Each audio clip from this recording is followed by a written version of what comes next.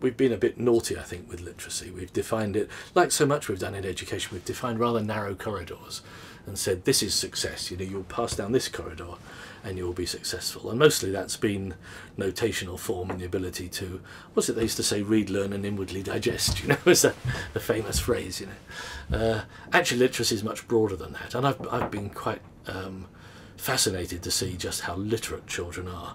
When you, for example, one of the many workshops I do with children is to give them a camera and a word and a challenge and just say, okay, here's tacky or here's tragedy. Just go off and collage that word with video. I don't know what you'd film if this was, you know, if we were doing a minute on tragedy. What would you capture? How would you put it all together?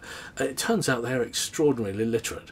You know, they're very knowledgeable about camera angles and all the things that we were teaching in film studies to undergraduates. I mean, they are a natural part of their lives because they are very literate viewers. They don't just watch television, they watch television narrated.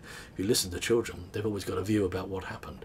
That's why some of even the things like Big Brother and so on have been quite interesting, and people graze bits of information from them and then chat about what they saw. They build their own narrative. So, you know, every viewer really somehow is building their own narrative. Now, my parents weren't like that. They would sit in front of a television set and the curtains were drawn, you know, and they'd focus and all the furniture pointed at the one corner of the room, you know, and they were couch potatoes. And I think history will say 1950 to 2000 was the moment of aberration, the moment of passivity, you know, when we just sat and watched.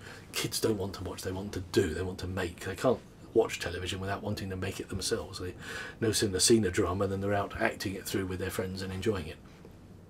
I'm critical, I think, of the narrowness of our definition of literacy, and for me this isn't about media literacy or digital literacy, or for me literacy is about being able to tell a story. It's about you know, can you narrate with video, can you narrate with audio? It's quite hard actually, telling a picture. In a workshop I do with teachers, can you tell a story in 8 pictures with no sound and no text? It's quite a tough call, you know, but for kids it's easy because they are naturally literate. Now what we're not doing is building on their natural literacy.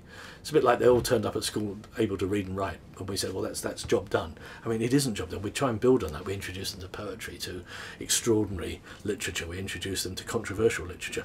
We should do that right across the board, you know.